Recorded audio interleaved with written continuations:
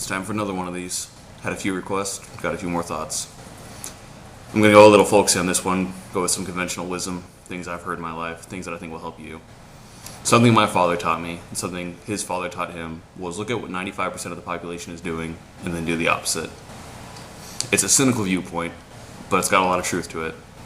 Especially if your goal, if you're watching these videos, is to excel at something like lifting. 95% of the population is mediocre. It's the average. It's what everyone is doing. If you follow what everyone is doing, you're not setting yourself up for success. You have to do what the extraordinary people are doing. You have to do what the outliers are doing. What spawned me making this video?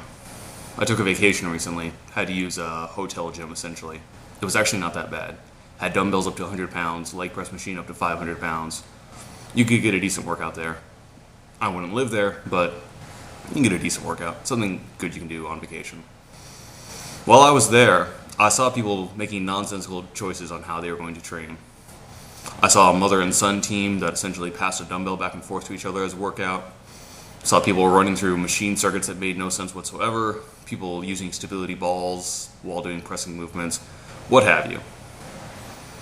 Now, you might look at these people and say that these are the 5%, because everyone else in the gym is doing conventional things and these people are functional. But in reality, this is still the 95% here. These are still people being suckered into get fit quick schemes.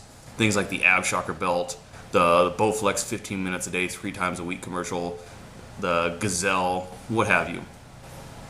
Everyone wants to believe there's some sort of shortcut. Everyone wants to believe that it's just the secret that you're not in on.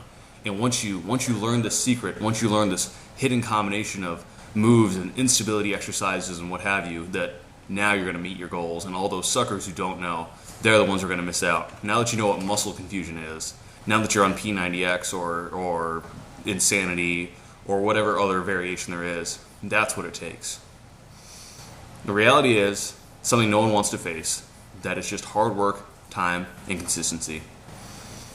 Your physique reflects the effort you put in. Your strength reflects the effort you put in. It's an outward manifestation of your drive, your motivation, your consistency, and your ability to rise above. 95% of the population is content to live a life that 95% of the population lives. It's an average life. You can get exercise occasionally, if ever. You eat fast food. If your goal is to simply live that life, that's what it is. But to excel, you're going to have to do the things that no one else is doing. Part of the reason that abbreviated training resonated so well with me was because it looked like what that 5% was to me. I did the same stupid things everyone does when they start training. I followed the bench and curl routines. I looked at Muscle and Fitness for my workout advice.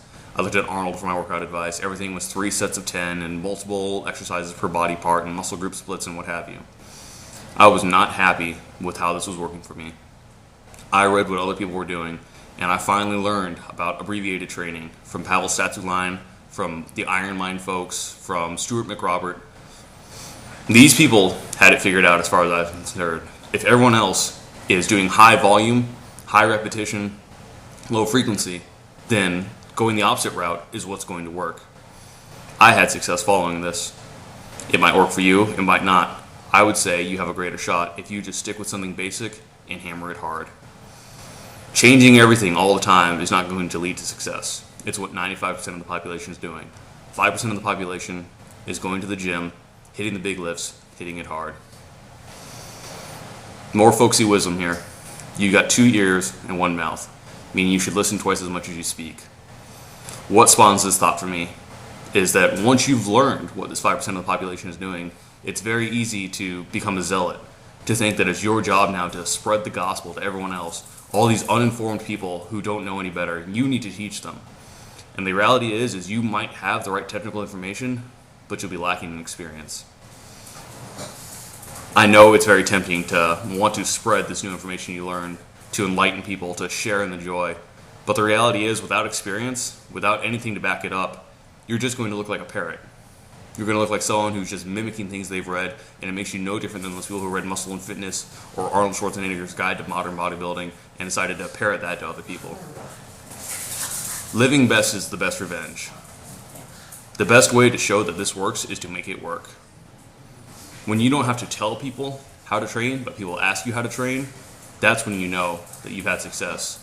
When people ask you explicitly for your opinion versus when you have to give it to people.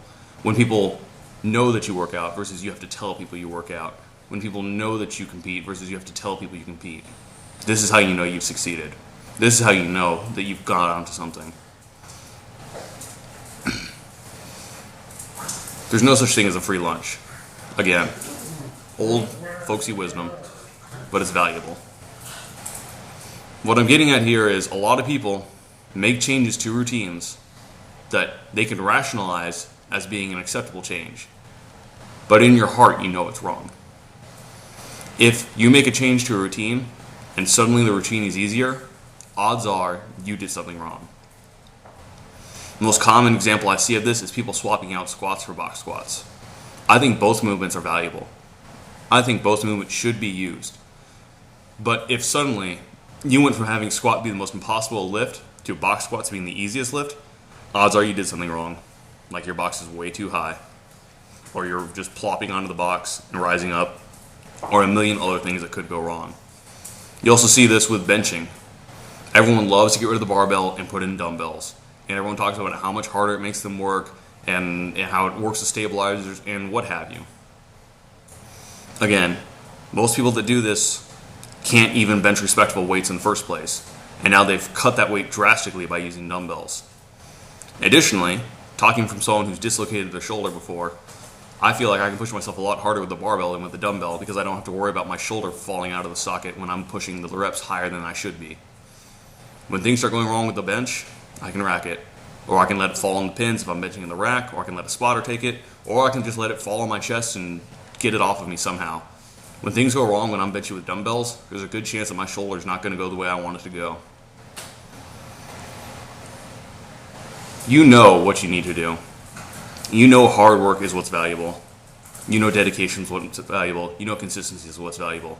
I've talked about it before that you can have the most optimal programming, but with no commitment, it's not going to get you anywhere. And on the converse, you can have a very suboptimal program, but with commitment, it'll get you far. If you make changes, make sure they're good changes.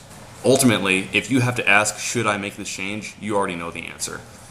A change should be something that you make because it has to happen, not because you want it to happen. Look at what 95% of the population is doing. If that's what you're content to do, follow it. If you want to be in the 5%, follow what the 5% is doing. If you got any other topics you want me to cover, shoot me a comment. Otherwise, I'll see you the next time.